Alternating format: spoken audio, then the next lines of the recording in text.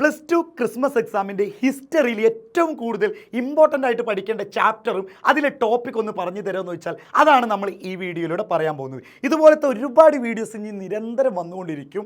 നിങ്ങൾക്ക് ഇത് ആവശ്യമുണ്ടെങ്കിൽ ഒന്ന് ഏതെങ്കിലും ഫ്രണ്ട്സിന് നിങ്ങൾക്ക് ഷെയർ ചെയ്ത് കൊടുക്കാണ്ടെങ്കിൽ ഷെയർ ചെയ്യുക. മാത്രമല്ല ഫോളോ ചെയ്യാത്തവരാണെങ്കിൽ ഫോളോ ചെയ്യുക. കാരണം നിങ്ങൾക്ക് വേണ്ടപ്പെട്ട ഏറ്റവും കിടിലനായിട്ടുള്ള ടോപ്പിക്കുകളാണ് നമ്മൾ പറയാൻ പോകുന്നത്. യെസ്, നമ്മുടെ 7ാമത്തെ ചാപ്റ്റർ വിജയനഗര. ഈ വിജയനഗരത്തിൽ നിങ്ങൾ നോക്കേണ്ടത് കൃഷ്ണദേവരായറിനെ പറ്റിയിട്ടാണ്. ഏറ്റവും കിടിലൻ രാജാവാണ് കൃഷ്ണദേവരായർ. അദ്ദേഹത്തിന് എന്തുകൊണ്ടാണ് ഫേമസ് ആവാനുള്ള കാരണം അമരനായക സിസ്റ്റം, അതായത് വിജയനഗര തകർന്നു പോകാനുള്ള ഒരു കാരണം തന്നെ ഈ അമരനായക സിസ്റ്റം ആയിരുന്നു. അതുപോലെ തന്നെ മഹാനവമി ദിബ്ബ. ഈ 3 കാര്യങ്ങൾ ഏറ്റവും ഇമ്പോർട്ടൻ്റ് ആയിട്ട് നോക്കണം എന്ന് വിചാരിച്ച് ഇത് മാത്രം നോക്കി പോരുത്.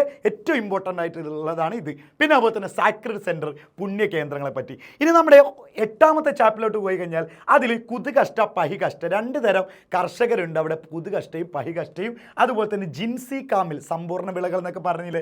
പിന്നെ വുമൺ ഇൻ അഗ്രേറിയൻ സൊസൈറ്റി, അതായത് കാർഷിക മേഖലയിൽ അവിടുത്തെ സ്ത്രീകളുടെ റോള്, പങ്ക് എന്താണെന്നും. പിന്നെ ജമ ആൻഡ് അസിൽ. ഈ കാര്യങ്ങൾ ആ ചാപ്റ്ററിൽ നന്നായിട്ട് പഠിക്കണം. പിന്നെ നമ്മുടെ 9ാമത്തെ ചാപ്റ്ററിലേക്ക് നിങ്ങൾ പോകുമ്പോൾ അവിടെ പ്രധാനമായിട്ട് നോക്കേണ്ടത് അക്ബർ നാമയെ പറ്റിയിട്ടും ബാദ്ഷാ നാമയെ പറ്റിയിട്ടും. ഈ കാര്യങ്ങൾ നിങ്ങൾ നിർബന്ധമായിട്ടും പഠിക്കേണ്ടതാണ്, അക്ബർ നാമ, ബാദ്ഷാ നാമ. അപ്പോൾ ഈ 3 ചാപ്റ്ററിൽ 7, 8, 9 ചാപ്റ്ററിൽ ഏറ്റവും ഇമ്പോർട്ടൻ്റ് ആയിട്ടുള്ള ടോപ്പിക്കുകളും നിങ്ങൾക്ക് ഏറ്റവും കിടിലനായിട്ട് മാർക്ക് സ്കോർ ചെയ്യാൻ പറ്റിയ ചാപ്റ്ററുകളാണ്. ഇതുപോലത്തെ വീഡിയോസ് നിങ്ങൾക്ക് ഇനിയും ആവശ്യമുണ്ടെങ്കിൽ ഈ ചാനൽ ഫോളോ ചെയ്യുക. ഇത് ആർക്കെങ്കിലും നിങ്ങളുടെ ഫ്രണ്ട്സിന് ആവശ്യമുള്ളവരാണെങ്കിൽ ഇതൊന്ന് ഫ്രണ്ട്സിനൊന്ന് മാക്സിമം ഷെയർ ചെയ്ത് കൊടുക്കുക. താങ്ക്